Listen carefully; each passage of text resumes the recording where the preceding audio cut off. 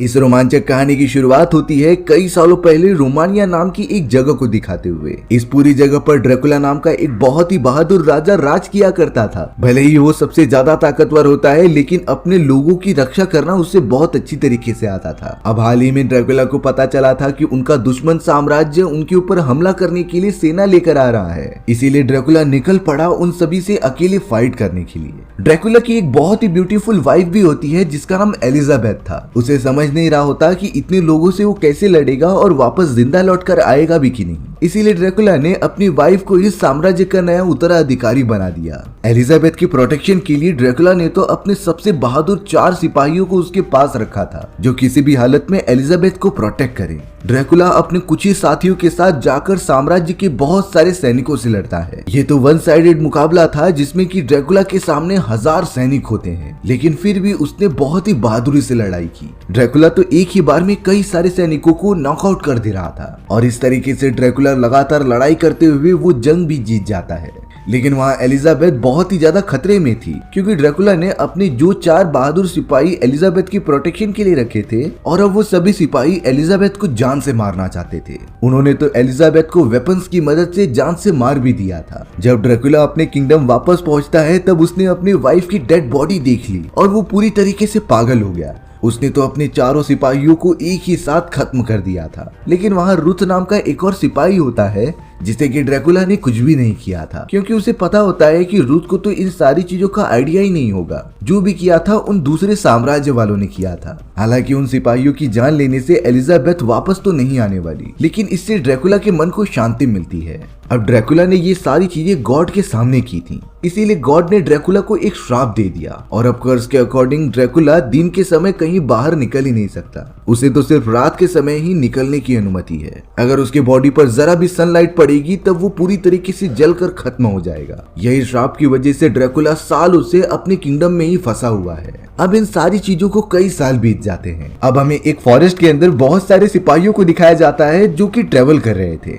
उन सभी का लीडर लाइट ब्रिंगर नाम की एक वेपन को लियो नाम के एक आदमी के पास लेकर जा रहा था, क्योंकि इस खतरनाक वेपन को किस तरीके से यूज करना है ये बात सिर्फ लियो को ही पता थी। दरअसल ये पूरी दुनिया में सिर्फ एक ही वेपन था जिससे कि ड्रैकुला को मारा जा सकता है, इसीलिए सारे सिपाही बहुत ही चौकन्ना होकर आगे बढ़ रहे थे। तभी अचानक लीडर को अपने आसपास किसी और के होने का एहसास हुआ और उसे समझ में आ गया था कि हम सभी खतरे में पड़ने वाले हैं। इसीलिए अब वो लीडर एस्मिन और एलिना नाम की 2 बहनों को बुलाकर वो वेपन उन्हें दे देता है और कहता है कि तुम्हें किसी भी तरीके से इस वेपन को लियो के पास लेकर जाना पड़ेगा। एस्मिन और एलिना तो जल्द से जल्द वेपन को लेकर वहाँ से निकल जाती हैं। तभी हमें दिखाया गया कि रेथ वहाँ पर अपनी पूरी सेना लेकर आ गया है, जिसने अपने चेहरे पर बहुत ही अजीब तरीके का मास्क पहना हुआ था। दरअसल ये वही आदमी होता है जिसे कि कई साल पहले ड्रैकुला ने जान से नहीं मारा था और तब से ही रैथ ड्रैकुला के लिए काम करता है। रैथ जो बहुत ही ज्यादा खतरनाक दिख रहा था, वो तुरंत ही अपने सिपाहियों के साथ लीडर के सभी दोस्तों को खत्म कर देता है। लेकिन बहुत ज्यादा सर्च करने के बाद भी उसे वेपन का बॉक्स नहीं मिल रहा था। रैथ इस बात से थोड़ा सा डिसअपॉइंट हो जाता है, लेकिन उसने वहां पर बचे हुए सभी लोगों को बंदी बना लिया था, जिसे कि वो तुरंत ही ड्रैकुला के किंगडम में लेकर चला जाता है। वहीं दूसरी तरफ एस्मिन और एलिना अपने घोड़े पर बैठकर फॉरेस्ट के एकदम बीचों बीच आ गए थे। उन्हें तो समझता ही नहीं कि आगे जाने का रास्ता कहाँ से है। तभी अचानक उन दोनों के घोड़े आउट ऑफ कंट्रोल हो गए और वहां से उन दोनों को नीचे गिराकर भाग गए। इन सारी चीजों में एस्मिन काफी घायल हो जाती है, इसीलिए एलिना उसे संभाल रही थी। पर तभी अचानक वहां उन लोगों का हमला हो जाता है जो रास्ते में चल रहे लोगों को लूटते थे। वो सभी तो एस्मिन और एलिना को पूरी तरीके से घेर कर उनसे वो वेपन मांग रहे थे, लेकिन उन चोरों को भी नहीं आइडिया था कि बॉक्स में रखा गया वेपन किस काम में आता है। फिर भी उन लोगों ने एस्मिन और एलिना से वो वेपन चुरा लिया। अब उन्हीं चोरों में से निक नाम का एक आदमी एलिना को काफी पसंद करने लगता है, इसीलिए उसने अपने लोगों को कह दिया था कि हम एस्मिन और एलिना को भी अपने साथ लेकर जाएंगे, क्योंकि इतनी रात को फॉरेस्ट में घूमना काफी खतरनाक हो सकता था। वहीं दूसरी तरफ अब हमें ड्रैकुला का किंगडम दिखाया जाता है, जहां पर रैथ सभी किडनैप किए गए लोगों को लेकर जा रहा था और अब उन लोगों को ड्रैकुला के सामने पेश किया जाता है।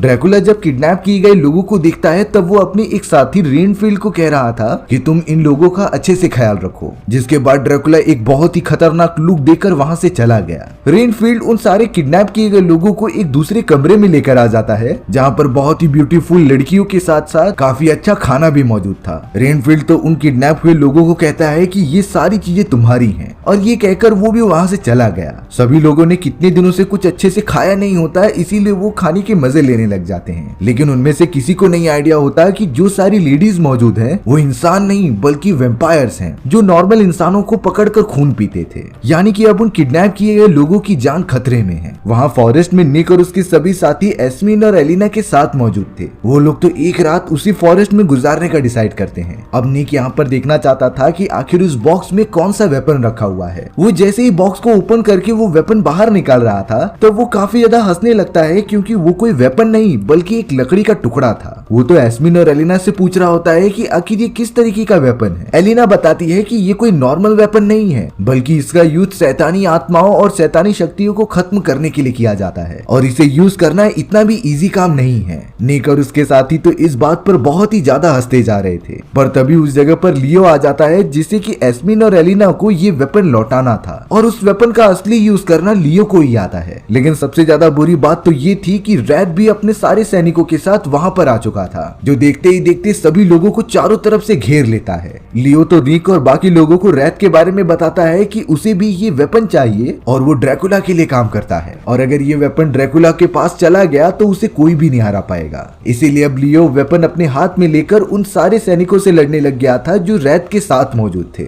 लेकिन लियो अब काफी ज्यादा बूढ़ा हो चुका था, उसके बॉडी में अब उतनी ज्यादा ताकत नहीं रह जाती जिससे कि वो लड़ाई कर सके। अब अचानक वो वेपन लियो के हाथ से नीचे गिर जाता है, जिसे कि अब निक ने उठा लिया था और वो उसकी मदद से सभी को मार रहा होता है। पर अब उसके सामने रैथ आ गया था जो निक से दुगना होता है। उसने तो निक के ऊपर हमला कर दिया, पर निक उसी वेपन से उसे रोकता है। लेकिन निक को तो उस वेपन का असली यूज करना आता ही नहीं था, इसीलिए रैथ उसे उठाकर दूर फेंक देता है। निक को काफी ज्यादा चोट लग गई और उसके बॉडी में से खून भी निकलने लगा। लेकिन जब निक ने नेक्स्ट टाइम वो वेपन पकड़ा जिसके हाथों में अभी भी उसका ब्लड लगा हुआ था, तब जाकर वो वेपन एक्टिवेट हो जाता है और उसके अंदर से बहुत ही नुकीली चीजें बाहर निकलने लगी थी। यानी कि वो वेपन ब्लड की मदद से एक्टिवेट होता है और अब निक उसी वेपन की मदद से रैथ के सभी सैनिकों को लगातार मारता ही जा रहा था। यहाँ तक कि रैथ भी उसके सामने टिक नहीं पाता और पीछे हट जाता है। सभी लोग जो उस वेपन को एक लकड़ी का टुकड़ा समझ रहे थे वो अब एक बहुत ही खतरनाक और जानलेवा वेपन बन जाता है। रैथ के बहुत ज्यादा कोशिश करने के बाद भी वो निक को हरा नहीं पा रहा था, इसीलिए वो वहाँ से अपनी जान बचाकर भागने लगता है। लेकिन रैथ अपने साथ एलिना को भी किडनैप करके अपने महल में लेकर चला जाता है। बाकी सभी लोग उसे रोकने की बहुत कोशिश कर रहे थे, लेकिन रैथ को रोक नहीं पाते। अब कुछ ही देर में एलिना ड्रैकुला के सामने मौजूद थी। ड्रैकुला जैसे ही एलिना को देखता है तभी उसे लगने लगा कि ये तो उसकी वाइफ एलिजाबेथ है,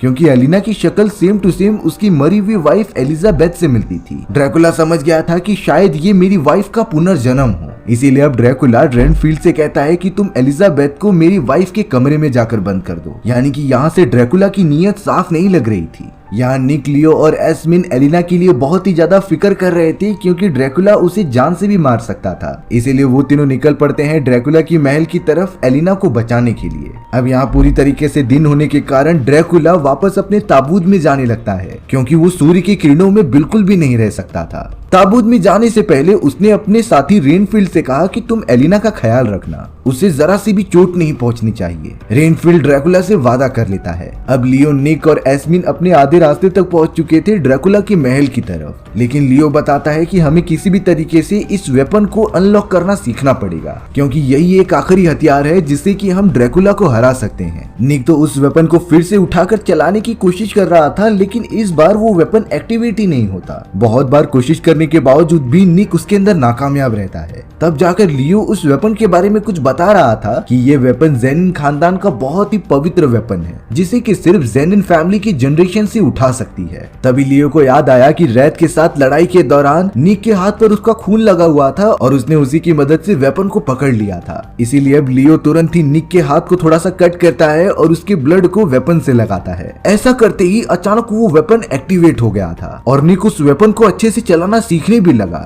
इसका साफ साफ मतलब ये होता है कि निक भी उस जेनिन खानदान का ही है, जो कि इतने सालों से इस वेपन की लेगेसी संभालते आ रहे हैं। लियो तो निक को अच्छे से गाइड करता है उस वेपन का यूज करने के लिए। निक भी इतने कम समय में उस वेपन को चलाना सीख जाता है। अब हमें महल के अंदर एलिना को दिखाया गया, जो कि बाहर निकलने के रास्ते ढूंढ रही थी। साथ ही साथ वो पूरे महल को एक्सप्लोर भी करती है। पर अब अचानक एलिना चलते हुए एक चैम्बर में आ गई थी, जहाँ कई सारी लेडीज मौजूद होती हैं। वो सभी लेडीज तो मिलकर काफी ज्यादा एंजॉय कर रही थी और अब तो उन्होंने एलिना को भी पकड़ लिया था, जो उसे कुछ अजीब तरीके का बेहोशी की दवा खिलाती हैं। एलिना तो अपने होश में ही नहीं थी। फिर बाद में पता चला कि ये सारी लेडीज वेम्पायर्स हैं और अब वो सभी अपने असली रूप में आकर एलिना को काटने जा रहे थे। तभी अचानक वहाँ पर ड्रैकुला आ गया और उन सारे वेम्पायर्स को दूर ढकेल दिया। ड्रैकुला तो अपने साथी रेनफील्ड पर काफी ज्यादा गुस्सा होता है कि उसने एलिना का ख्याल बिल्कुल नहीं रखा और अगर थोड़ी सी भी देर हो जाती तो एलिना की जान ही चली जाती। ड्रैकुला एलिना को प्रोटेक्ट करना चाहता था क्योंकि वो उसके अंदर अपनी मरी हुई वाइफ एलिजाबेथ को देखता है। अब हमें लियो, निक और एस्मिन दिखाए जाते हैं जो लगातार अपना सफर तय करते हुए एक गांव में पहुंच गए थे।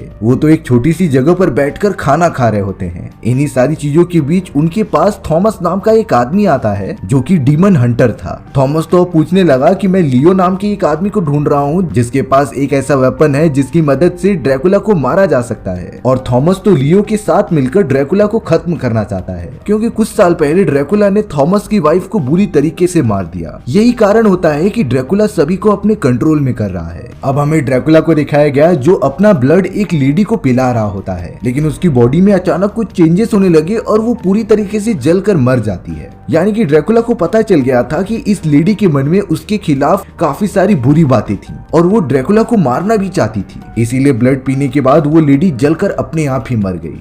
ये सारी चीजें अब एलिना भी देख लेती है जो काफी ज्यादा डरकर वहां से भाग गई थी। ड्रैकुला भी उसके पीछे पीछे अपने चैम्बर के अंदर चला जाता है। ड्रैकुला तो एलिना को समझा रहा था कि मैं ये सारी चीजें सिर्फ लोगों की भलाई के लिए करता हूँ क्योंकि मेरा ब्लड पीने के बाद बीमार इंसान की सारी बीमारियां ठीक हो जाती और मैं तो उन्हें एक अच्छा इंसान बनाता हूँ जो कई सालों तक जिंदा रहे। एलिना पता नहीं क्यों ड्रैकुला की बातों में आने लगी थी और अब ड्रैकुला एलिना को अपनी वाइफ एलिजाबेथ का लॉकेट भी पहनाता है। एलिना तो ये भी मानने लगती है कि वो एलिजाबेथ का री इनकारनेशन है, जिसके बाद एलिना ड्रैकुला के साथ ही रहने लगी। अब हमें लिक, नियो और एस्मिन दिखाए जाते हैं जो नक्शे पर ड्रैकुला के महल को ढूंढ रहे थे, लेकिन उन्हें महल का रास्ता तो मिलता ही नहीं। तब जाकर लियो बताता है कि ड्रैकुला ने जानबूझकर अपने महल की लोकेशन यहाँ से हटाई है जिसे कि हम सिर्फ उस खास वेपन की मदद से देख सकते थे, पर वो सभी लोग वैसा कर पाते इससे पहले रैथ अपने सभी साथियों के साथ वहाँ पहुँच गया था। रैथ ने तो गाँव वालों पर ही हमला करना स्टार्ट कर दिया जब तक निक और उसके साथी बाहर नहीं निकल जाते। अब लियो, एस्मिन और निक को सामने आना ही पड़ा रैथ को रोकने के लिए। निक जिसे कि अब वेपन हैंडल करना काफी अच्छे से आ चुका था, वो जल्द से जल्द रैथ के सामने जाता है और उसी वेपन को एक्टिवेट करके उसे मार देता है। रैथ इस हमले से काफी ज्यादा घायल हो चुका था और वो जमीन पर गिर जाता है, पर यहाँ रैथ को जैसे ही चोट लगती है ड्रैकुला को पूरी तरीके से वो सारी चीजें फील हो रही थी क्योंकि ड्रैकुला ने कई साल पहले अपनी आधी शक्ति रैथ के बॉडी में ट्रांसफर कर दी थी। रैथ के सभी साथी उसे लेकर गांव से बाहर निकलते हैं और ड्रैकुला के पास आ जाते हैं।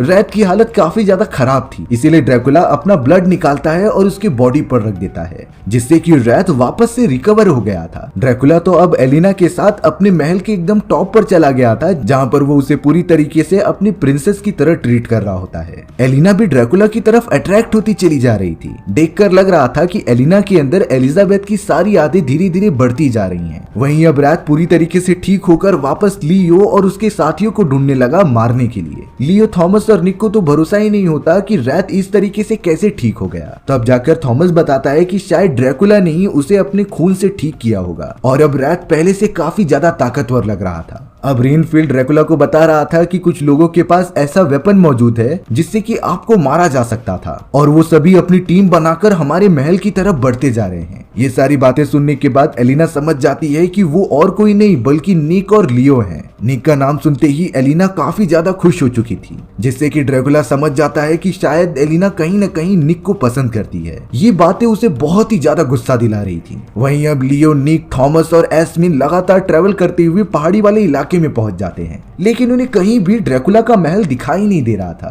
तभी लियो निक के हाथ में मौजूद वो वेपन आगे की तरफ करता है जिसके ऊपर सनलाइट पड़ने लगी थी। उस वेपन के ऊपर सनलाइट पड़ने के कारण अचानक एक वेव निकलती है जिससे कि ड्रैकुला का इनविजिबल महल वापस से दिखाई देने लगा था। सभी लोग इस बात से काफी ज्यादा खुश हो जाते हैं कि आखिरकार उन्हें ड्रैकुला का महल मिल ही गया। जिसके बाद निक और उसके साथी एलिना को बचाने के लिए लगातार अंदर की तरफ जाने लगे। लियो तो अपने क्रॉसबो की मदद से सामने आने वाले सभी सिपाहियों को मारता जा रहा था और वहीं निक और बाकी सब दूसरे रास्ते से अंदर घुस जाते हैं। पर थोड़ी देर के अंदर ही अंदर लियो के सामने रैथ आ जाता है। दोनों के बीच एक घमासान लड़ाई होने लगी। हालांकि लियो शुरुआत में रैथ को काफी ज्यादा टक्कर दे रहा था, लेकिन जब से ड्रैकुला ने रैथ को अपना ब्लड प्रोवाइड किया होता है तब से रैथ की पावर्स डबल हो गई और वो लियो को लगातार हराते हुए उसे आखिरकार बंदी बना लेता है। रैत ने तो ड्रैकुला को भी अपने पास बुला लिया था जिससे कि वो लियो को जान से मार दे। लियो के साथ और सभी लोगों को भी बंदी बना लिया गया था। निक तो महल के दूसरे रास्ते से होते हुए एलिना के पास आ जाता है, जिसे देखकर एलिना काफी ज्यादा खुश हो गई थी। निक तो उसे भरोसा दिलाता है कि मैं तुम्हें यहाँ से बाहर जरूर लेकर जाऊंगा। अब यहाँ लियो के सामने ड्रैकुला मौजूद था, जिससे कि वो धमकी दे रहा होता है कि अगर तुमने एलिना को काट कर उसे वेम्पायर बनाया तो मैं तुम्हें खत्म कर दूंगा। लेकिन ड्रैकुला उसे जवाब देता है कि अभी तक तो मैंने ऐसा कुछ नहीं किया है, लेकिन एलिना को जल्दी वेम्पायर में कन्वर्ट कर दूंगा। ड्रैकुला की इशारा करते ही वहाँ मौजूद सारे के सारे वेम्पायर्स लियो के ऊपर कूद जाते हैं, जो कि लगातार उसे काटने लगे थे और उसका खून पीने लगे थे। वहीं थॉमस और एस्मिन महल के अंदर जाते हुए एलिना को ढूंढ रहे थे, लेकिन रास्ते में थॉमस को अपनी वाइफ दिखाई देती है, जिसे कि कई साल पहले ड्रैकुला ने एक वेम्पायर में कन्वर्ट कर दिया था। लेकिन थॉमस अपनी वाइफ की तरफ अट्रैक्ट होता जाता है और उसे पता भी नहीं था कि ये वेम्पायर है। एस्मिन थॉमस को बार बार रोकने के लिए कहती है, लेकिन वो रुकता ही नहीं। तभी अचानक थॉमस की वाइफ एक वेम्पायर में कन्वर्ट होकर उसे काटने के लिए आगे बढ़ने लगी। एस्मिन तुरंत ही एक ब्लेड की मदद से थॉमस की वाइफ को जान से मार देती है, जिससे कि वो काफी तेजी से चिल्लाने लगी। और अब वहाँ मौजूद सारे के सारे वेम्पायर्स ये आवाज सुनकर एक्टिवेट हो जाते हैं, जो उनके ऊपर हमला करने आ गए थे। थॉमस एस्मिन को लेकर किसी भी तरीके से वहाँ से भागता है, पर तब तक उनकी मुलाकात निक और एलिना से हो गई थी। निक तुरंत ही अपने वेपन को एक्टिवेट करके सामने आने वाले सभी वेम्पायर्स को मारता जा रहा था। उसके सामने तो कोई भी नहीं टिक पाता, क्योंकि निक के पास तो मैजिकल वेपन है और इतनी कड़ी ट्रेनिंग करने के बाद उसे वेपन यूज करना आ भी गया था। लड़ाई करते करते अब सामने की तरफ रैत आ जाता है, जिससे कि निक अब अकेले ही फाइट कर रहा था। वेम्पायर्स और इंसानों के बीच एक घमासान लड़ाई चालू हो गई थी। निक अपने मैजिकल वेपन से हमला तो कर रहा था, लेकिन इस बार रैत उसके वेपन से काफी अच्छी तरीके से बच जा रहा है। ये बातें निक को बुरी तरीके से परेशान कर देती हैं। लेकिन वहीं दूसरी तरफ लियो, जो काफी ज्यादा घायल हो चुका था वेम्पायर्स के हमले के कारण, वो तुरंत ही अपने क्रॉसबो की मदद से ऊपर वाली छत को मारकर तोड़ देता है, जिससे कि सूर्य की रोशनी पूरी नीचे पड़ने लगी थी।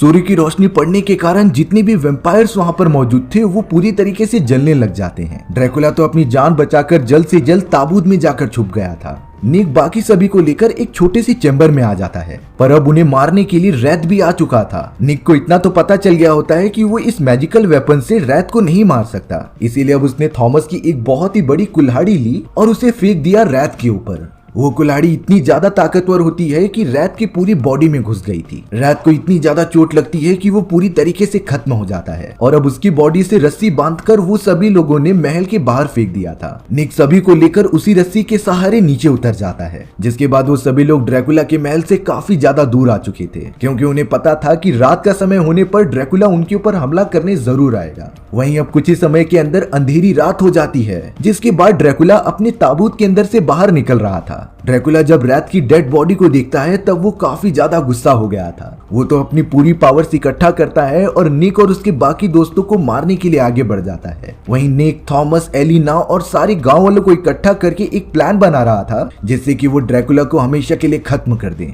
लेकिन तभी एलिना वहां आकर कह रही थी कि तुम सभी लोग जैसा सोच रहे हो वैसा बिल्कुल नहीं है। ड्रैकुला कोई बुरा इंसान नहीं था, वो तो नॉर्मल इंसानों को सिर्फ ठीक करने के लिए उन्हें काटता था और अपना ब्लड पिलाता था। लेकिन अब एलिना की बात कोई नहीं मानता और वो सभी लोग ड्रैकुला को मारने के लिए चले जाते हैं। अब ड्रैकुला अपनी पूरी काली शक्तियों का यूज करता है सभी को खत्म करने के लिए। निक भी लगातार हमला करते हुए अपने मैजिकल वेपन के साथ ड्रैकुला के सामने आ चुका था। लेकिन ड्रैकुला ने भी एक प्लान बनाया होता है। उसने रेनफील्ड को कह दिया था कि तुम निक से वो वेपन छीनकर डिस्ट्रॉय कर देना। रेनफील्ड सेम टू सेम वैसा ही करता है। उसने तुरंत ही पीछे से आकर निक को काट लिया और उसके हाथ से वो वेपन खींच लिया। रेनफील्ड के मुंह पर अभी भी निक का ब्लड लगा होता है, जिससे कि वो वेपन के ऊपर थूक दे रहा था और अब उसी ब्लड की वजह से वो वेपन एक्टिवेट हो चुका होता है। पर यहाँ एकदम चौंका देने वाली बात हुई। रेनफील्ड जो ड्रैकुला का वफादार था, वो उसी वेपन का यूज करके ड्रैकुला को मार देता है। ड्रैकुला इतना ज्यादा कमजोर हो गया कि वो हिल भी नहीं पा रहा था। तब जाकर रेनफील्ड ने ड्रैकुला के सामने रिवील किया कि मैंने ही कई सालों पहले तुम्हारी वाइफ एलिजाबेथ को मारा था और अब तुम्हें भी खत्म करके मैं इस पूरे किंगडम का नया राजा बन जाऊंगा।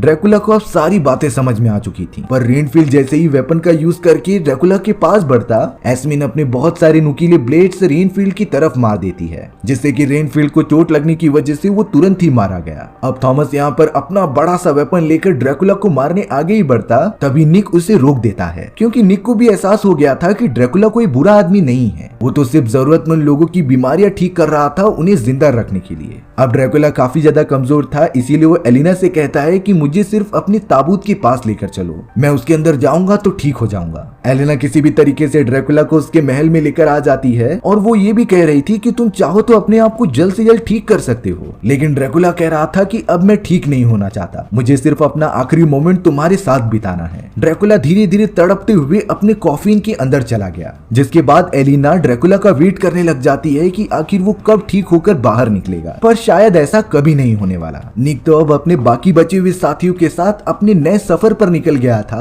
जिसमें कि उसके पास वही मैजिकल वेपन है और वो उसी वेपन की मदद से बुराई का अंत करेगा। अब कई सालों बाद हमें ड्रैकुला का ताबूत दिखाया गया, जो कि ओपन होकर रखा हुआ था और उसके अंदर ड्रैकुला की डेड बॉडी तो होती ही नहीं, यानी कि ड्रैकुला जिंदा है और वो कहीं दूसरी जगह पर चला गया है। लेकिन एलिना ने कहा था कि मैं ड्रैकुला का एंडिंग तक वेट करूंगी, और इसी के साथ हमारी ये कहानी यहीं पर खत्म हो जाती है। सो व्यूअर्स, आपको ये स्टोरी कैसी लगी कमेंट सेक्शन में बताना भूलना मत, और अगर आपको मेरा एक्सप्लेनेशन 1% भी अच्छा लगा होगा ना तो वीडियो को लाइक एंड चैनल को सब्सक्राइब जरूर कर देना। मिलते हैं इसी तरीके की मजेदार वीडियोस में, तब तक के लिए बाय बाय।